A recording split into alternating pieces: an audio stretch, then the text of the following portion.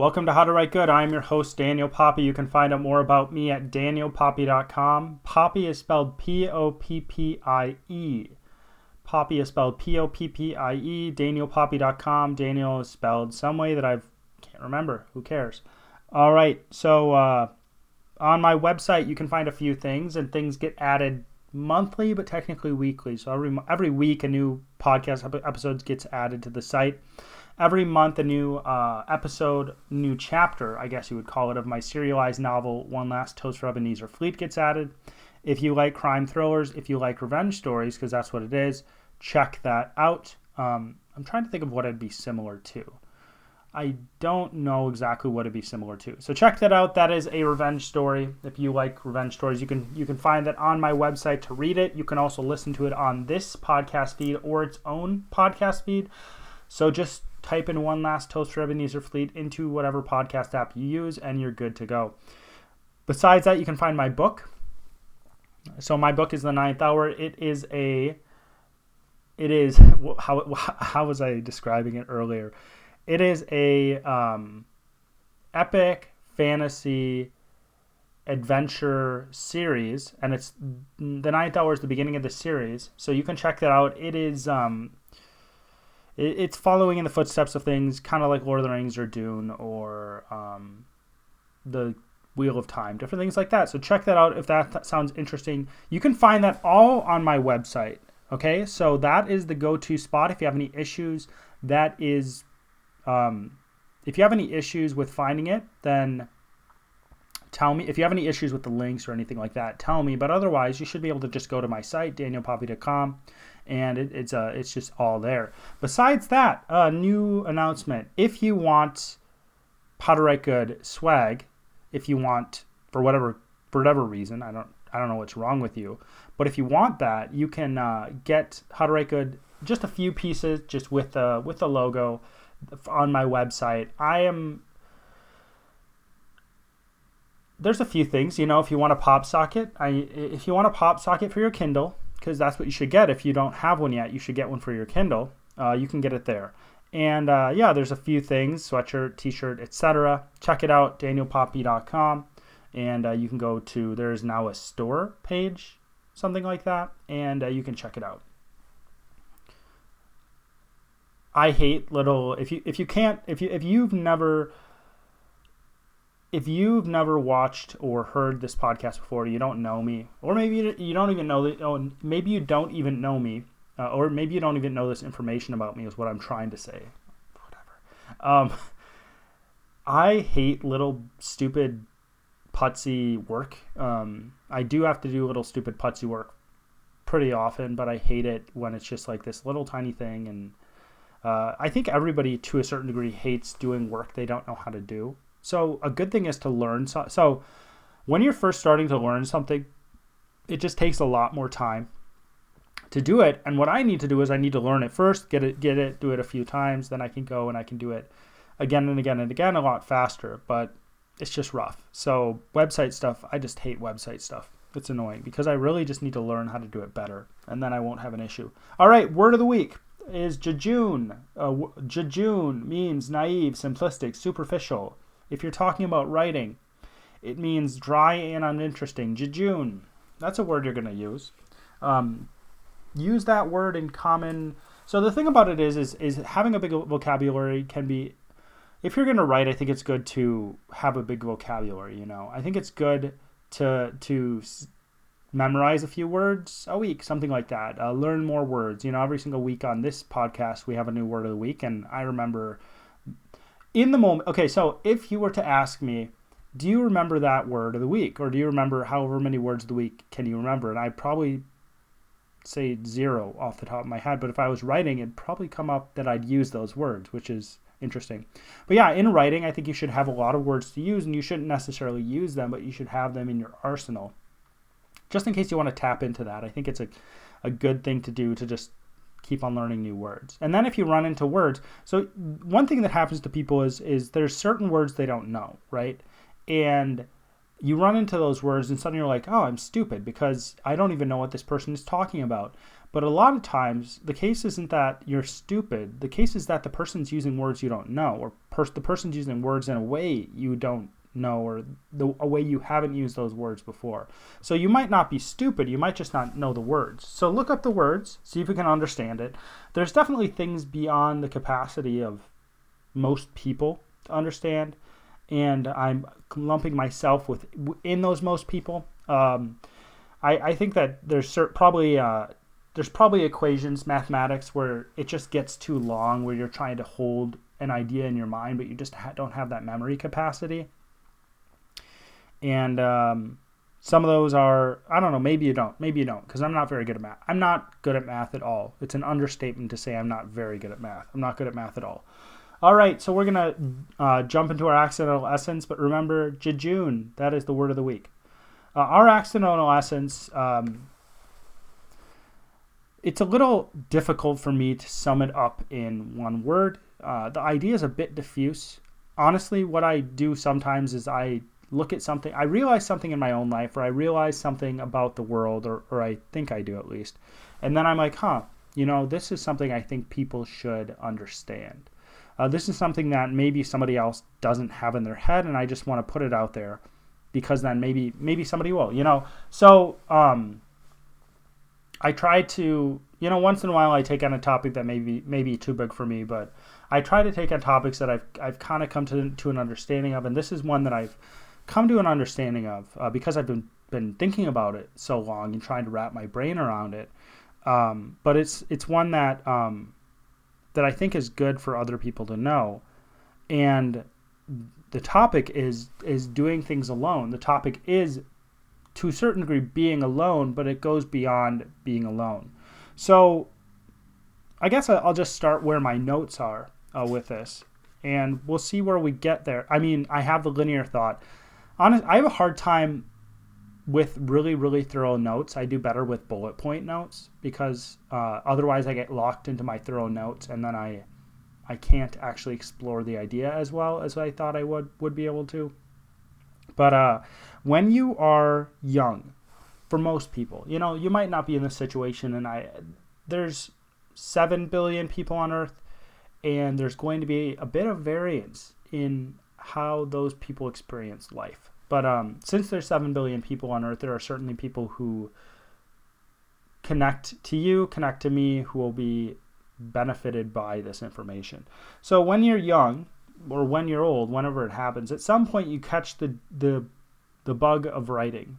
And some people catch the bug of writing, and they don't necessarily want to tell stories, they just want to write nonfiction.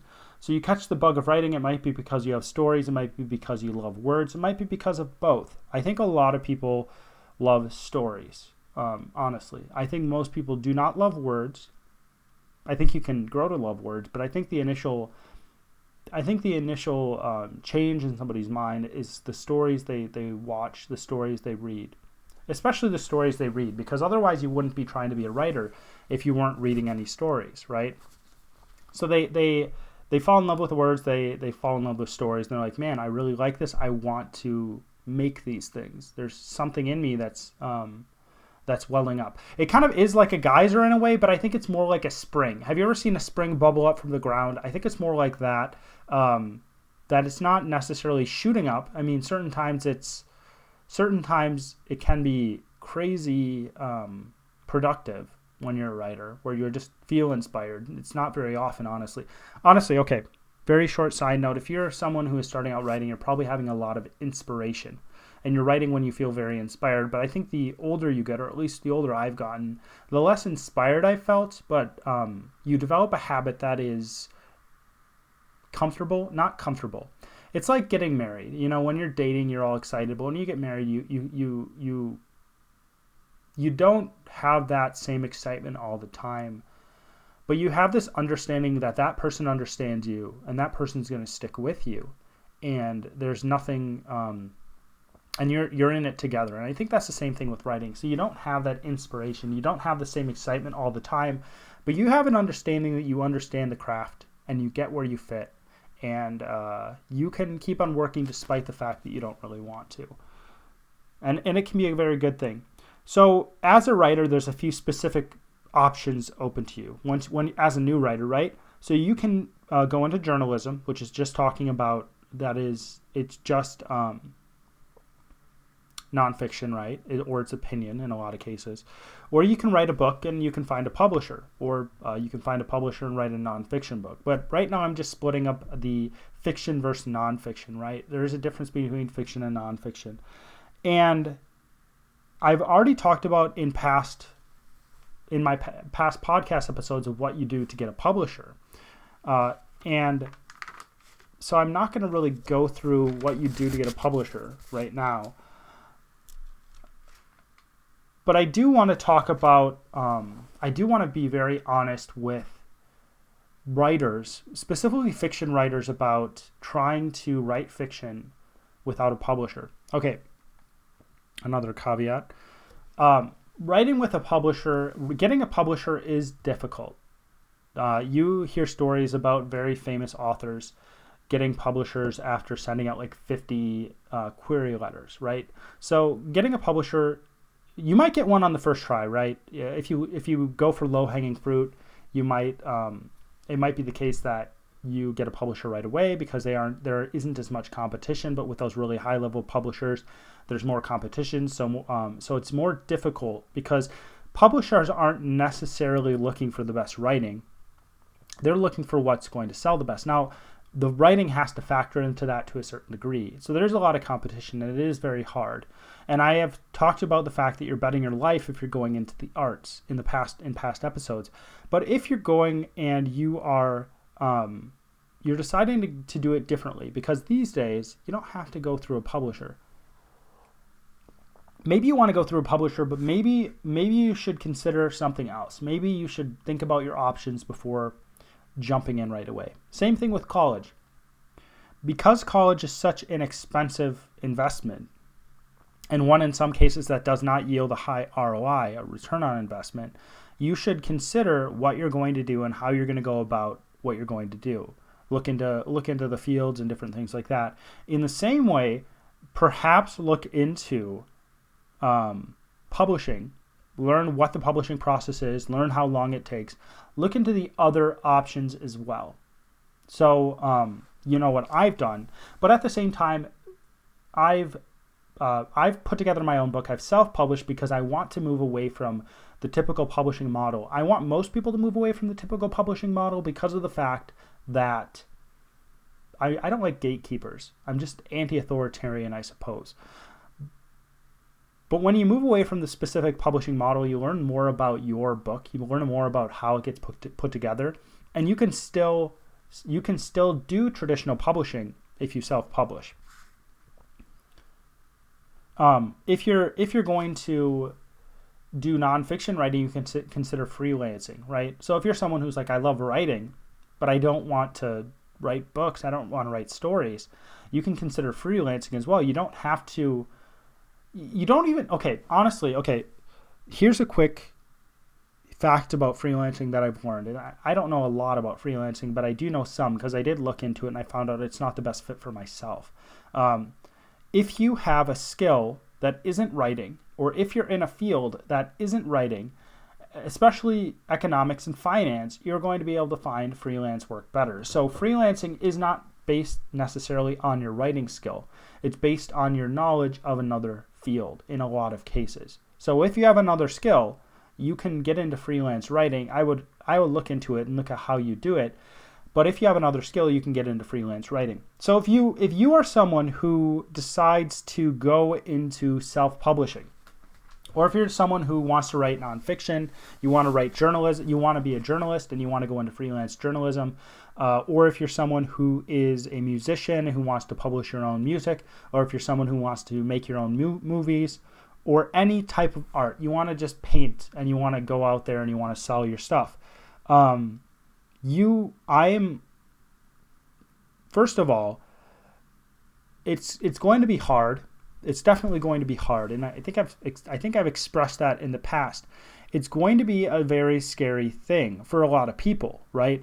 Especially if you're alone. And that's who I'm talking about to right now. And if you're not someone who feels alone when you're going out and making your art, then maybe you can skip this podcast. Feel free to listen to it. It might be beneficial to you. But if you're alone, then it's going to be a lot more difficult, right? Because what I think, and there's a quote by, what's his name? Robin Williams, who did have a lot of issues beyond just loneliness. Robin Williams had bipolar disorder, which placed him in a very unique position to deal with a lot of mental stress, I guess you would call it, or what I'll call it right now. But he had a quote that said that he thought the worst thing was in life was being alone, but he said, no, I found that the worst thing in life is being around people who make you feel alone. So one of the worst things in life is feeling like you are alone. I think it's one of those worst things. I think it can.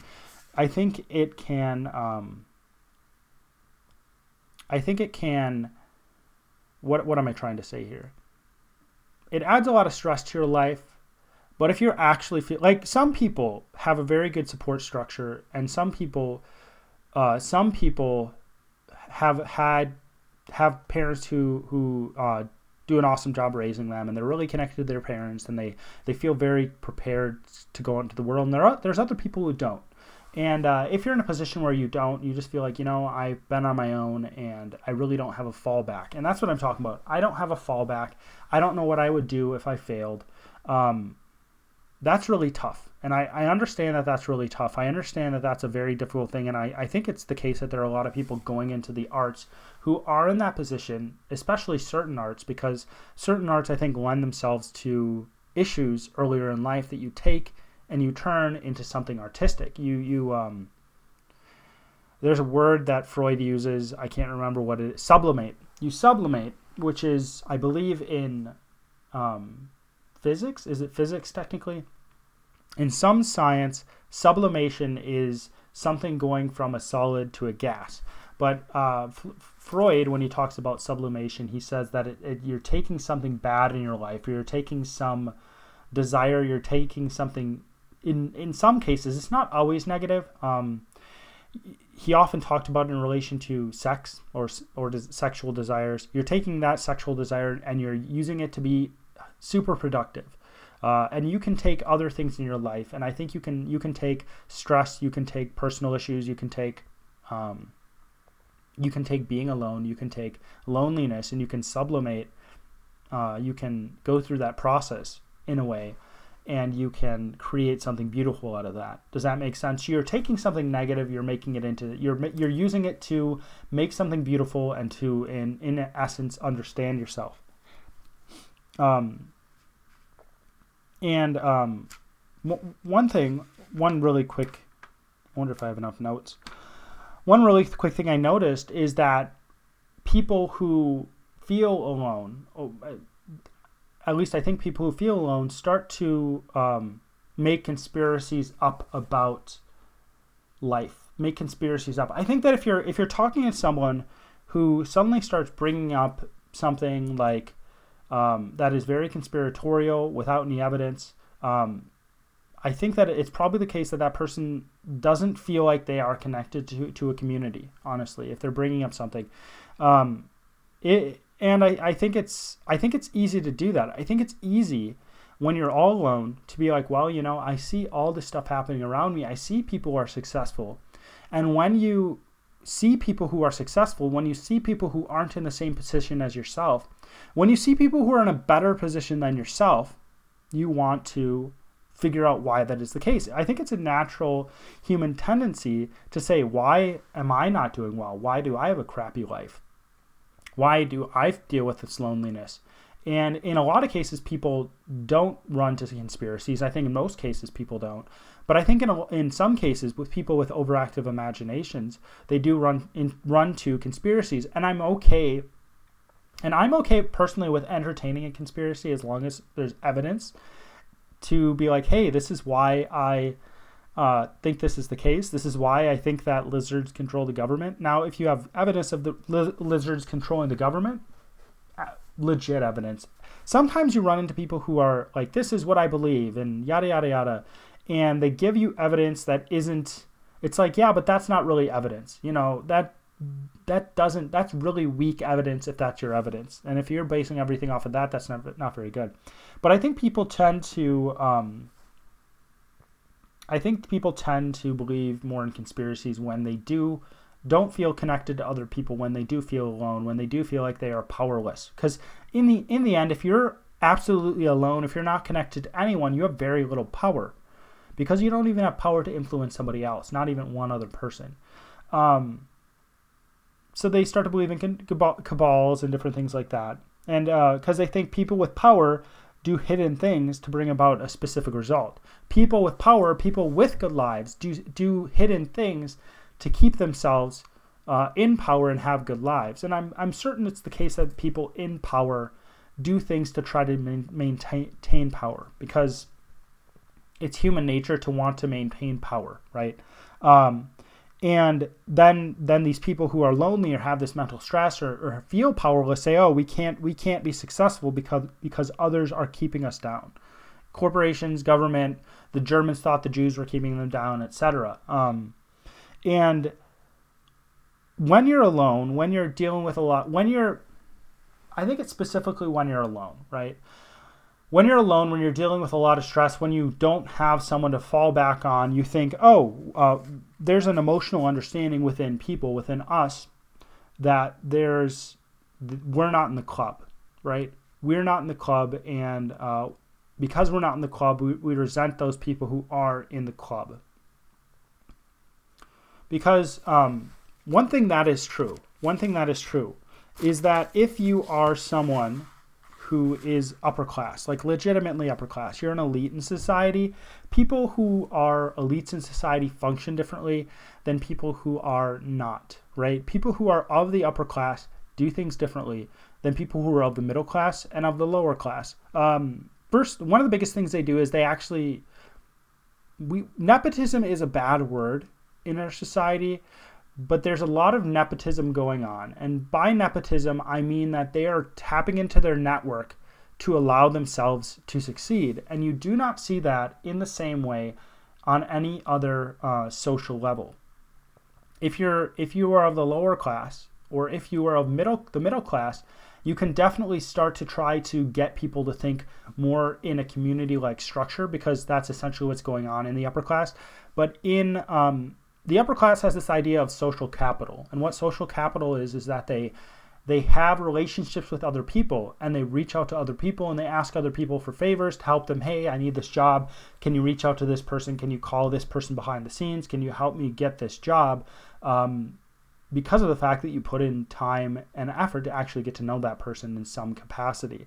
So you actually have the help that you need to get that specific job or advance in that specific way in whatever job you're in. Other levels of society don't do that. Other levels of society can do that. It certainly does help when you already know someone in power, because you can be like, hey, I need help doing this, and that person in power can help you. So to a certain degree, when the person who's saying, oh, they're in a club, they're in their own personal club, and to a certain degree, I think it's the case that people who are upper class, especially, are in kind of a club, that there's a barrier between the upper class and middle class. But at the same time, the middle class and the lower class could start acting that way, and it wouldn't. They probably would not be upper class in one generation. It would probably take a few generations before they actually started to see a lot of results from what they're doing. But you see this in certain groups of people, especially, like, you have these people from Southeast Asia. They move to the United States, or they move to another country, and they live on very little, and they work their way, and they are very family focused, and they are willing to help their kids, and they want their kids to succeed, and they're very highly driven. They're willing to do things that the regular population won't, so they succeed in a way that the regular population doesn't. So we have, going off this idea that people are in clubs, we also have this understanding that we can't succeed because we're alone. We can't succeed because it's impossible.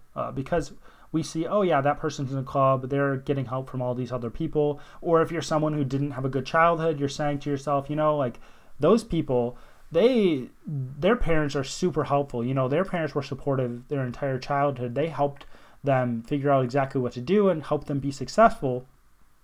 And I get that. I understand that. I understand how hard it can be. I understand that there's people who are definitely in worse situations than me. Who are looking and they're saying, you know what? It looks hopeless. I've got this idea drilled into my head that I'm not going to be successful. And I understand that I'm not going to be successful because I don't even have anyone that can help me stand up straight. I don't even have someone who can help me with the very basics. Some people get out of childhood and they go into life and there's tons of stuff they don't know. And there's certainly things that I've run into that I'm like, I don't know how to deal with this. I've never dealt with this before in my life, and I was never taught to do it. And there's people who have no idea how to do very basic things, and I understand that. And when you're in that situation, you're like, man, this is something. I think people realize they should have learned how to do that thing. I think a lot of people do, and I think that's something that's crushing, because when you're an adult, there's an understanding that people have, that you have, that you're like, man, I should already know how to do this. I should already understand how to do this very basic thing. I shouldn't be worried about it. It shouldn't cause anxiety in me. I should just go out and do it. But because I never learned how to do it, I don't know how to do it. And therefore, it is something that worries. It is something that causes stress. It goes back to what I was talking about with my website and not liking it because I don't know how to work on it. I don't know all the basic things on how to work on my website. Therefore, it causes me stress, and therefore, I don't want to do it. When you don't know how to do things, it causes you more stress. The honest thing is that if you want to write, you can't do it alone. And some of you who are in a position where you feel alone might be thinking, crap, that's awful. That is the worst news I've heard in a really long time. Maybe there's other news that you've heard that's worse. But if you're someone who loves writing and that's your dream to be a writer, the honest truth is that you cannot do it alone. And if you think about it in the most basic way, well, who do you need? Who do you need as a writer? You need readers. Therefore, you absolutely cannot be a writer and do it alone, because you need people who read your stuff. Okay? And in the past, what people did and what people still do, and I'm probably going to do at some point, because I think it's a good thing to do on top of all the other work I'm doing and on top of self-publishing, is people went to publishing companies and they harnessed the network, they harnessed the power of those publishing companies to allow them to publish a book and get at least a decent amount of money from that book, maybe a little bit, maybe a little extra income every single month. But what I was saying is before that if you go through a publisher, you have to go through a gatekeeper. There's a lot less people who are capable of doing that, just because of the fact that the gatekeepers only can allow so many people in, because they don't have the energy or the time to have every single book that's ever been written in the world published. But if you are a writer and you are alone, and you're going to stay alone, you're not going to make it. My working title, I'm going to see what it was again. My working title of this episode is "You Can't Do It Alone," but there's a caveat to that. I still don't know if I'm saying that correctly, honestly. You can't do it alone, but you don't have to do it alone. Okay? Some of us do not have connections. Some of us do not have mentors. Some of us don't have parents who really connected to us and taught us how to do things. Some of us have parents and family members who are completely unsupportive for what we want to do. Completely non-supportive, unsupportive. I don't know what that would be. Some of us are looking at the playing field and we're saying, man, this deck is stacked against us. I don't know how I'm going to be successful, because if I need to get help from someone, I have no idea who to turn to. So some of us don't have connections. Some of us are starting at zero. Some of us, honestly, I think that there's some people who are like looking and they're saying, you know what? I'm lower than zero. My life has been so bad and I'm completely alone. My parents won't even talk to me. My parents don't even like me. My parents have pushed me out of the house for whatever reason. I mean, it might be your own fault your parents push you out of the house, but it might be the case that there's another reason they push you out of the house as well. And when you look at it that way, it's very scary. It becomes even scarier. And it's like, yeah, I cannot do it alone. But the thing is, you don't have to do it alone.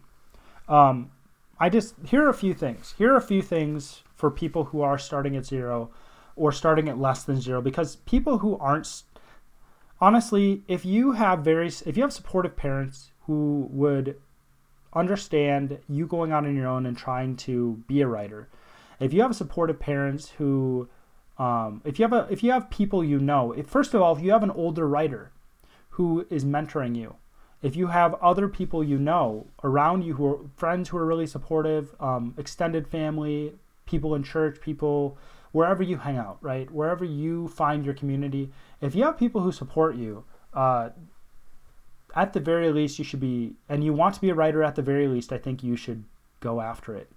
The fear you have of being a writer, it's not a good enough excuse. There's very few things on earth and I'm someone who worries a lot, right? So this is me analyzing all the things I worry about, and worry is just a type of fear that just doesn't go away. There's very few things on earth that are a legitimate cause of fear. There are certainly things you should fear. Driving. You should fear driving on the highway going 75 miles per hour, because if you get in an accident, you're probably going to die. People often don't fear driving. They think it's a very mundane thing. They just don't realize how dangerous it can be. There's some things on earth that you should fear. You should feel trepidation about those things. Most things you run into, you should not be afraid of, especially if it deals with being around other people. Some people might be in a dangerous situation or be around dangerous people. Fear dangerous people, but most people I found that I've met are not going to punch you in the face at the slightest provocation, okay? So if you're someone who has that support, I don't think you have an excuse, honestly. And if you're someone who doesn't have that support and you really want to be a writer, I don't know if you have an excuse either. Here's some things I want you to remember. And this is, I guess, just a pick-me-up for you. I think this is my last page. Oh, yeah, this is my last page, right at 32 minutes. Awesome.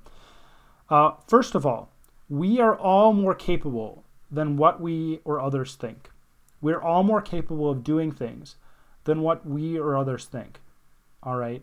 Our potential is beyond, I think, what we understand. I think our potential is beyond what others understand our potential to be.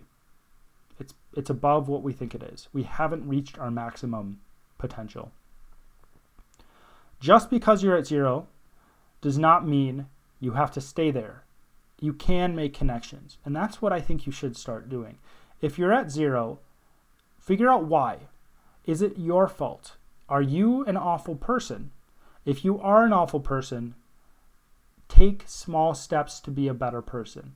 Maybe reach out to someone and realize that you're an awful person and be like, hey, I have such bad habits, and I know I'm really annoying, and I know that I'm mean to people, and I know that I have a bad attitude, and I know that people don't want to be around me, but I want to be better, and I don't want to be like that. Maybe reach out to someone if you know someone. Otherwise, try to find other resources.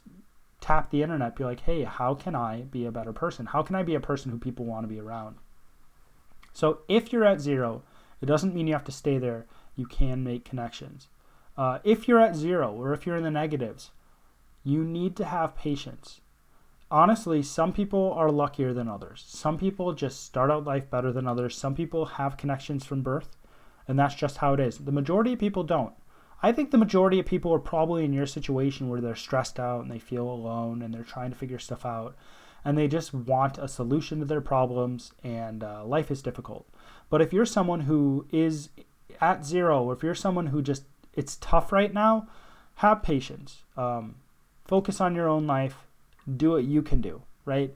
If you might become the best writer in the world. You might become a classic fiction writer if you don't give up. But if you give up, you're never going to be there. But there's always a chance that you could become one of the biggest writers in the world if you keep on going. So be patient. It might take 20 years. It might take 25. You might find that satisfaction when you're 60 years old, honestly. I think you really need to be patient. If you're 60 years old, I think that maybe you by that time maybe you should be like, yeah, maybe I should do something else. If you love writing, keep on writing. But if you're like, yeah, maybe I should do something else as a career. But I don't think it's going to take that long. I don't think you have to be that patient, but I think you should be willing to be that patient and just keep on going at it. The last thing I want to say is be systematic. Make goals. Make a plan. Make goals you actually can do. Make a plan, make steps that you actually can take to get where you're going. Because I think that's going to be really helpful.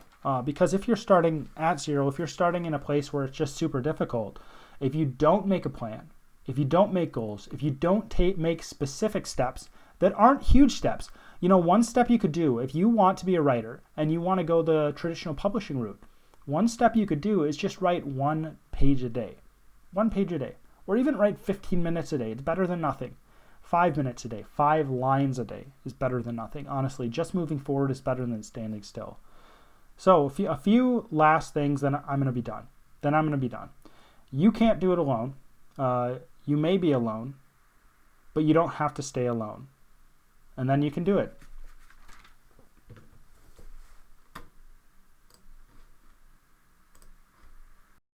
Congratulations, you got to the end of my podcast. So you either had to listen to my voice or you had to listen to my voice and watch my face, which I don't envy you. Let's just say that. But if you're someone who likes this podcast and you're thinking, I'd like to support him in this podcast or the other creative things I'm doing, there's a few things you can do, because some people don't know what they can do to support people who create stuff. So these are the few things you can do that will really, really help me.